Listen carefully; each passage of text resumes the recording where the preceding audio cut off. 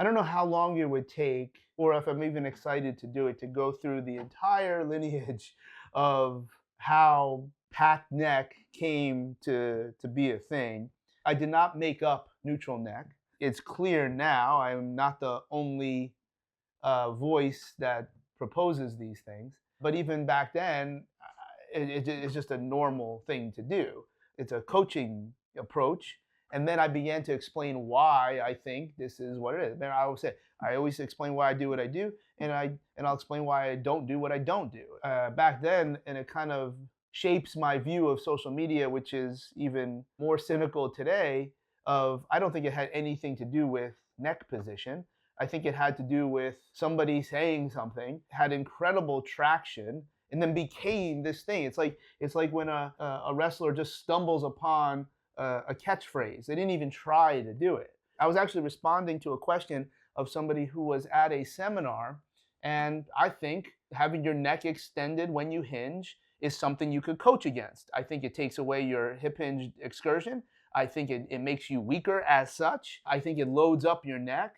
And the wildest thing, now I don't know who, I don't want to say T.S. Eliot, I don't know who said this. Packed neck clearly followed this lineage that this is perverse. This is the most horrendous, wild thing and that's what a lot of people would have said back in whatever. And I didn't even make it up. I'm just talking about a thing, and here's the different neurological and physiological reasons as to why I think this is a good idea. Like at some point, I don't know why. That's why like I'll delete posts or I'll delete comments. Like when I say something, it is not for debate. I'm not soliciting anyone's democratic response to what it is that I'm saying. No differently than if you go into a store, you don't tell the people you don't like their shirt. Like you just leave the store. Like so, it started from this thing that was horribly perverse. Then it was. I'm sure that I may not be getting this right, but it was. It's a very deviant thought, but I kind of see what they're saying.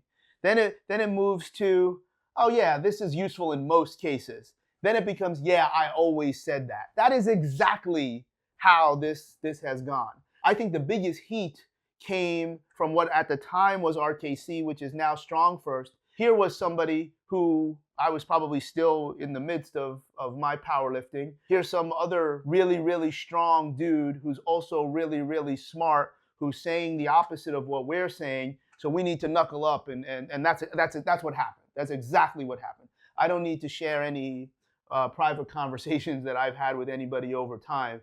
But that's exactly how that happened. Where because I wasn't one of the original instructors, that how dare I say something opposite of them? But then in the back of their mind, they're like, oh, this dude squatted 800 pounds, popped 595 off his chest, and ripped 6+ off the floor. Maybe he does know what he's talking about. Why don't we just smear him? And of course, there wound up being a lot of others. I think there was a 3-hour podcast about me and packed neck. Yeah, man, it's like I wish I never found this ring. So, what a mess. In T equals R2, as we went over the joint by joint and just gave what I was thinking on how mobility and stability had traction to each of these joint segments, it probably went for at least an hour, where I'm pretty sure there was 13 or 14 different reasons. And again, it doesn't have a direct link to a strategy or this is what you should do or not do, but it was explaining why a wildly extended neck is not wrong. Of course, you should be able to extend your neck, but what is it that you're reminding the body of? What does it do mechanically? What does it do autonomically? I think there's a significant sympathetic response in certain situations.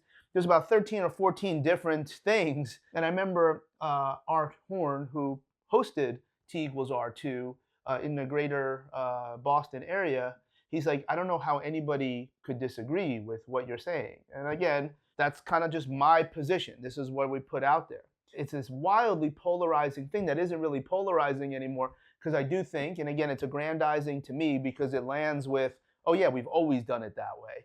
But I remember Brett Jones filmed something in a seminar, and he sent it to me. He's like, would you agree with this? I said, yes, that's exactly what I'm saying. The whole notion of, like looking at the horizon. I think you might be able to find somewhere on Instagram, or I post it in stories every so often, legit fluoroscopy of someone extending your neck versus packing your neck, which is really just this retropulsion. Maybe you hear a retrusion in Mackenzie land. It's not like I made this up. And then people would always put up videos. Oh, well, look, here's somebody who's looking up. Well, first of all, I didn't say that your neck is going to explode if you deadlift 7 wheels with an extended neck. And whatever strategy is useful to get 3 white lights, I would suggest that there is a cost to that versus neutral. Just like there's a cost to an extended lumbar spine. It doesn't mean you don't lift. You might even be able to lift more weight. And what I would typically talk about is like, yeah, if you go to this, your lifts may go down because it's a completely new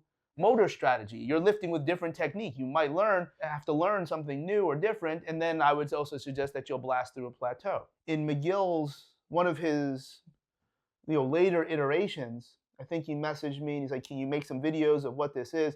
And he was saying that people that have a shorter neck should have a packed neck. He said people with a longer neck should pulse. I'm like, okay, well, you still land in a packed position. He was suggesting that I was correct. And it was funny that there is now research that looks at extended neck, and was that because of me? I don't know. It doesn't matter. No, it's not going to change anything unless we find out that, wow, a neutral neck is this very, very dangerous thing.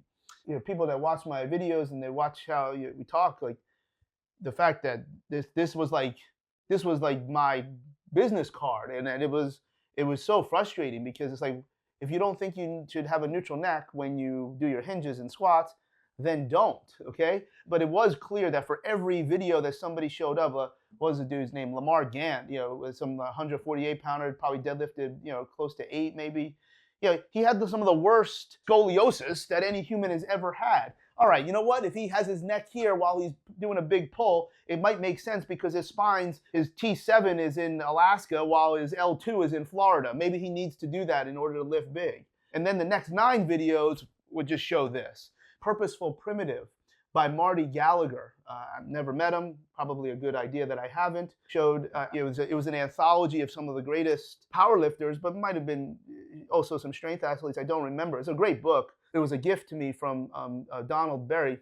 It's clear as day. Hugh Collins, with a very hip dominant squat, and if this is his neck, it was like this. And he's looking at exactly, what would be considered the horizon, which was 5 to 6 feet in front of you for a normal sized human. I don't know how you can qualify 5 to 6 feet from the horizon of what you should be looking at if you're already in the back of the room. If you're all the way in the back of the room, you have to look up to look at the horizon. It's the worst thing, worst cue.